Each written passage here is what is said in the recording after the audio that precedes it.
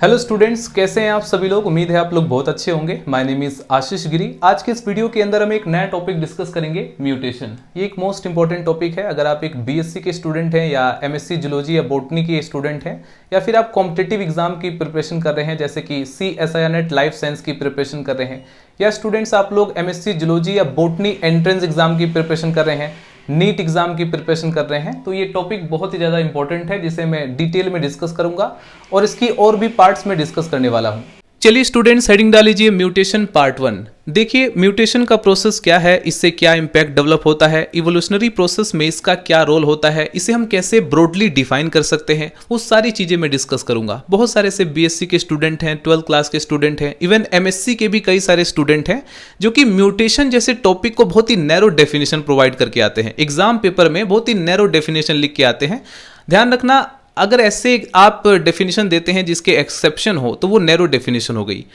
आपको म्यूटेशन को इस तरीके से डिफाइन करना है ताकि जितने भी ऑर्गेनिज्म है जिसमें म्यूटेशन होता है वो सारा कवर हो जाए, कोई एक्सेप्शन ना छूटे। तो वो डेफिनेशन मैं इस वीडियो के माध्यम से आपको प्रोवाइड करूंगा। लेकिन स्टूडेंट्स, उससे पहले मैं समझना पड़ेगा जीनोम के बारे में। डेफिनेटली आपके माइंड में क्वेश्चन अराइज होगा कि म्यूटेशन के टॉपिक में मैं जीनोम को क्यों डिस्कस कर रहा हूं, क्योंकि जीनोम के अंदर ही म्यूटेशन का प्रोसेस होता है। तो थोड़ा सा इंफॉर्मेशन मैं जीनोम के बारे में प्रोवाइड कर देता हूं। देखो, दुनिया में जितने भी ऑर्गेनिज्म है उनके अंदर जो जेनेटिक मटेरियल है, टोटल जेनेटिक मटेरियल, चाहे वो प्लांट सेल है, एनिमल सेल है, वायरस है या फिर बैक्टीरिया है, यानी टोटल जितने भी ऑर्गेनिज्म है उनके अंदर जो टोटल जेनेटिक मटेरियल है प्रेजेंट है उसको हम कहेंगे जीनोम।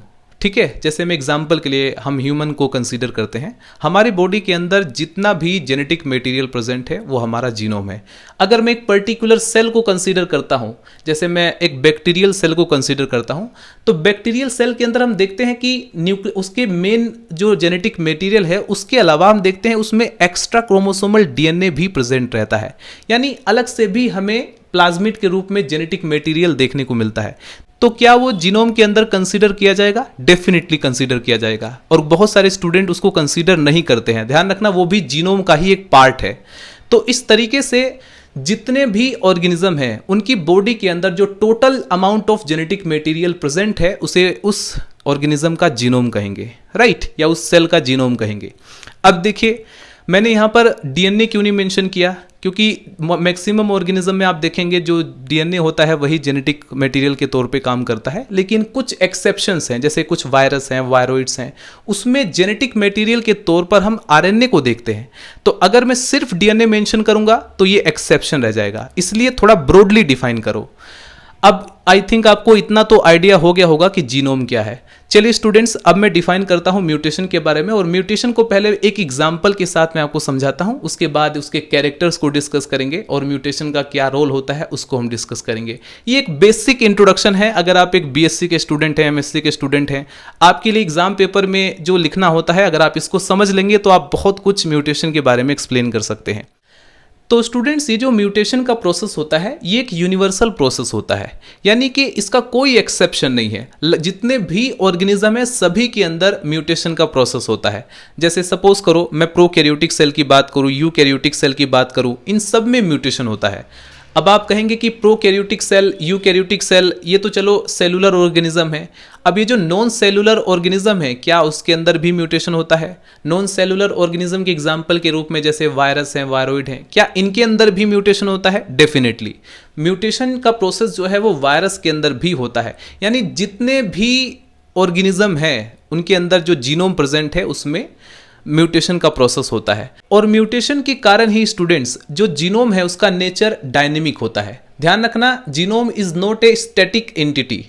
ये जो जीनोम होता है कोई स्टैटिक एंटिटी नहीं है, इसका नेचर स्टैटिक नहीं होता है, ये डायनेमिक होता है। अब आप कहेंगे सर डायनेमिक का क्या मतलब है? डायनेमिक का मतलब होता है कि समय के साथ साथ, टाइम के साथ साथ उसमें चेंजेस इंट्रोड्यूस हो रहे हैं, यानी उसमें बदलाव आ रहा है, तो उससे हम बोलेंगे डायनेमिक नेचर, राइट। और ये जो जीनोम का डायनेमिक नेचर है इसके लिए दो प्रोसेस रेस्पॉन्सिबल होते हैं। पहला है म्यूटेशन, दूसरा है रिकॉम्बिनेशन। अब आपके माइंड में डेफिनेटली ये क्वेश्चन अराइज हो रहा होगा कि सर अगर जीनोम का नेचर डायनेमिक है, इन दोनों प्रोसेस की वजह से, यानी म्यूटेशन और रिकॉम्बिनेशन, ये दोनों प्रोसेस रेस्पॉन्सिबल है जीनोम के डायनेमिक नेचर के कारण, तो इनका आपस में क्या डिफरेंस है? यानी म्यूटेशन और रिकॉम्बिनेशन में क्या डिफरेंस है, क्योंकि इन दोनों की वजह से वेरिएशन कॉज होते हैं। तो वो भी हम इस डायग्राम की मदद से समझेंगे। तो चलिए स्टूडेंट्स, सबसे पहले मैं आपको डायग्राम की मदद से म्यूटेशन के प्रोसेस को समझाता हूं। राइट, अब यहां पर देखिए मैंने एक पर्टिकुलर क्रोमोसोम को रिप्रेजेंट किया है, क्रोमोसोम का एक डायग्राम बनाया है, और इस क्रोमोसोम के अंदर अगर हम एक जीन को कंसीडर करें, ध्यान रखना स्टूडेंट्स, जब भी किसी क्रोमोसोम में जीन की पोजीशन को डिस्क्राइब किया जाता है तो उसके लिए एक टर्म यूज किया जाता है लोकस। तो यहां पर मैंने एक क्रोमोसोम रिप्रेजेंट किया है और इस क्रोमोसोम में इस पर्टिकुलर लोकस पर एक जीन है जो कि एक पर्टिकुलर ट्रेट को गवर्न कर रहा है। राइट, और वो जो ट्रेट है वो कलर ऑफ फ्लावर है, यानी कि वो जो जीन है वो फ्लावर के कलर को गवर्न कर रहा है। और ये जो जीन प्रेजेंट है जिसे मैं कैपिटल ए से रिप्रेजेंट कर रहा हूं, इसकी वजह से फ्लावर का जो कलर है वो रेड आ रहा है। क्या आ रहा है? रेड शो हो रहा है। अब देखिए इस पर्टिकुलर जीन में हुआ म्यूटेशन। आप कहेंगे कि कैसे हुआ म्यूटेशन, उसका प्रोसेस क्या है? तो अपकमिंग वीडियोस के अंदर मैं डिटेल में समझाऊंगा म्यूटेशन के प्रोसेस को। अभी आप फॉर द टाइम बिंग आप ये मानकर चलिए कि यहां पर म्यूटेशन हुआ। म्यूटेशन की वजह से ये जो हमारा जीन था इसका एक अल्टरनेटिव फॉर्म बना। ध्यान रखना स्टूडेंट्स, बेसिक चीजें हैं और यहीं से हमें समझनी पड़ेगी। जो बेसिक डेफिनेशन है वो हमें डायग्राम की मदद से बहुत अच्छी तरह से समझ में आ जाती है। जब भी कभी किसी जीन का अल्टरनेटिव फॉर्म बनता है तो उस अल्टरनेटिव फॉर्म को हम अलील के रूप में डिस्क्राइब करते हैं। यानी मैं कह सकता हूं कि इस जीन में म्यूटेशन की वजह से जो इसका अल्टरनेटिव फॉर्म बना वो एक अलील है। राइट, इट मीन्स स्टूडेंट्स की म्यूटेशन के कारण इस जीन का एक वेरिएंट डेवलप हुआ जिसे हम अलील के तौर पर डिस्क्राइब कर सकते हैं, और इस अलील के कारण फ्लावर का जो ट्रेट डेवलप हुआ वो फ्लावर के कलर को ही गवर्न कर रहा है। लेकिन ध्यान रखना, इस बार हमें जो फ्लावर का कलर मिल रहा है वो व्हाइट कलर मिल रहा है। पहले ये जो जीन था वो रेड कलर के लिए रिस्पॉन्सिबल था, लेकिन इस जीन के अंदर जब म्यूटेशन हुआ इसका एक अल्टरनेटिव फॉर्म बना और वो जो रिस्पॉन्सिबल है व्हाइट कलर के लिए। ठीक, ये जो प्रोसेस हुआ, यानी कि ये जो कंडीशन जिस प्रोसेस के कारण डेवलप हुई उसे कहा जाता है म्यूटेशन। राइट स्टूडेंट्स, अब जरा ध्यान से इमेजिन कीजिए कि अगर किसी जीन के अंदर म्यूटेशन ना होता तो म्यूटेशन ना होने की वजह से उस जीन का अल्टरनेटिव फॉर्म भी नहीं बनता। अगर अल्टरनेटिव फॉर्म नहीं बनता तो आज के समय में जो आपको रंग बिरंगे फ्लावर्स दिखाई पड़ रहे हैं या ऑर्गेनिज्म के अंदर जो आपको अलग अलग तरह के चेंजेस देखने को मिलते हैं, समय के साथ साथ ऑर्गेनिज्म अपने आप को अडेप्ट कर रहा है, इवॉल्व कर रहा है, वो चीज़ें नहीं हो पाती। वो चीज़ें कैसे पॉसिबल हो पा रही हैं? म्यूटेशन के कारण ही हो पा रही हैं। राइट, अब हमें थोड़ा समझना पड़ेगा कि म्यूटेशन और रिकॉम्बिनेशन में डिफरेंस क्या होता है। So students, now we will see how mutation is different from recombination। अब हमें समझना पड़ेगा कि भाई ये जो म्यूटेशन होता है ये इस रिकॉम्बिनेशन से कैसे डिफरेंशिएट है। इसको भी मैं डायग्राम की मदद से आपको समझाने की कोशिश करता हूँ। ध्यान रखना, म्यूटेशन और रिकॉम्बिनेशन ये दोनों के कारण वेरिएशन देखने को मिलते हैं। आज जो अलग अलग तरह के आपको वेरिएशन देखने को मिल रहे हैं, कोई आदमी छोटा है, कोई बड़ा है, कोई लंबा है, कोई काला है, मतलब बहुत सारे अलग अलग स्पीसीज, अलग अलग ऑर्गेनिज्म के अंदर बहुत सारी आपको वैरायटीज वेरिएशन देखने को मिल रहे हैं। पेड़ पौधों से लेकर जितने भी लिविंग ऑर्गेनिज्म है सबके अंदर आपको वेरिएशन देखने को मिलेंगे। और उसके कारण क्या है? उसका कारण ये दो ही प्रोसेस रेस्पॉन्सिबल है, म्यूटेशन और रिकॉम्बिनेशन। अब हमें यह समझना पड़ेगा कि अल्टीमेट वेरिएशन कौन कॉज कर रहा है। इसको मैं एक डायग्राम की मदद से आपको समझाने की कोशिश करता हूं। रिकॉम्बिनेशन के प्रोसेस को समझने के लिए स्टूडेंट्स यहां पर जरा ध्यान से डायग्राम को देखें। ठीक है, यहां पर मैंने दो क्रोमोसोम को रिप्रेजेंट किया है और दोनों के दोनों क्रोमोसोम होमोलोगस क्रोमोसोम है। अब क्वेश्चन ये आता है कि होमोलोगस क्रोमोसोम क्या है? डेफिनेटली आप जानते होंगे, लेकिन मैं फिर से आपको थोड़ा सा समझा देता हूं। यदि हम किसी डिप्लॉइड सेल को कंसीडर करें तो डिप्लॉइड सेल में एवरी क्रोमोसोम की दो कॉपी हमें देखने को मिलती है। यानी जितने भी क्रोमोसोम हैं, चाहे वो कोई भी ऑर्गेनिज्म हो, प्लांट सेल हो, एनिमल सेल हो, सभी सेल के अंदर हमें दो कॉपी देखने को मिलते हैं डिप्लॉइड सेल में, जिसमें से एक कॉपी हमें फीमेल गैमेट से मिलता है और एक कॉपी हमें मेल गैमेट से मिलता है, और दोनों ही कॉपी को हम होमोलोगस क्रोमोसोम के रूप में डिस्क्राइब करते हैं। इतनी बात क्लियर हुई? तो मैंने यहां पर होमोलोगस क्रोमोसोम को शो किया है। दो क्रोमोसोम आपको यहां पर दिखाई पड़ रहे हैं और इस क्रोमोसोम पे स्टूडेंट्स मैंने दो लोकस को भी रिप्रेजेंट किया है। एक लोकस यहां पर है, एक लोकस यहां पर है। इस लोकस पर जो जीन प्रेजेंट है वो जो है फ्लावर के कलर को गवर्न कर रहा है, और यहां पर जो जीन प्रेजेंट है उसकी वजह से जो फ्लावर का कलर है वो रेड डेवलप हो रहा है। अब यहां पर ये जो क्रोमोसोम है इसके सेकेंड लोकस पर जो जीन प्रेजेंट है वो प्लांट की हाइट को कंट्रोल कर रहा है, और इसकी वजह से स्टूडेंट यहाँ पर जो प्लांट की हाइट है वो टॉल है, यानी टॉल कैरेक्टर को वो शो कर रहा है। एक बार मैं फिर से रिपीट कर देता हूं, ये हमारे पास एक क्रोमोसोम दिखाई पड़ रहा है। इस क्रोमोसोम पर हमने 2 लोकस को डिस्प्ले किया है। इसका जो फर्स्ट लोकस है, इस पर ये जो है रिस्पॉन्सिबल है फ्लावर के कलर के लिए, और जो जीन प्रेजेंट है उसकी वजह से यहाँ पर फ्लावर का कलर रेड डेवलप हो रहा है, और जो प्लांट है वो लंबी हाइट का है, टोल प्लांट कैरेक्टर को शो कर रहा है। तो हमें यहाँ पर क्या कॉम्बिनेशन देखने को मिल रहे हैं, यहाँ पर हमें red colour with tall plant. अब इस क्रोमोसोम के बाद जरा इस क्रोमोसोम पर ध्यान दीजिए, जो कि इसका होमोलोगस क्रोमोसोम है। अब इस होमोलोगस क्रोमोसोम के सेम लोकस पर स्टूडेंट्स यहां पर इस जीन का म्यूटेंट फॉर्म प्रेजेंट है, और ये भी जो है फ्लावर के कलर को ही गवर्न कर रहा है, और इसकी वजह से फ्लावर का जो कलर है वो व्हाइट डेवलप हो रहा है, जिसे मैंने स्मॉल a से रिप्रेजेंट किया है। और इसके होमोलोगस कॉपी का जो सेकंड लोकस है, इस पर जो जीन प्रेजेंट है ये भी जो है प्लांट की हाइट को ही कंट्रोल करने वाले जीन है, और इस जीन की वजह से प्लांट का जो हाइट है वो ड्वार्फ हो रहा है, यानी पौधा जो है वो बोना पौधा मिल रहा है। तो फाइनली मेरे प्यारे दोस्तों, रिकॉम्बिनेशन के प्रोसेस को समझने की बारी आ चुकी है। अब जैसा कि मैंने इन दोनों ही डायग्राम को एक्सप्लेन कर दिया है, दोनों ही कंडीशन यहां पर मैंने आपको बता दी है। ये जो क्रोमोसोम है ये रिप्रेजेंट कर रहा है एक ऐसे प्लांट को जिसमें कि फ्लावर का कलर रेड आ रहा है, और प्लांट जो है वो लंबा है, यानी टॉल प्लांट को रिप्रेजेंट कर रहा है, राइट। यानी कि red flower with tall plant. यहां पर हमें white flower with dwarf plant, यानी कि फ्लावर का कलर व्हाइट है और पौधा जो है वो बोना है।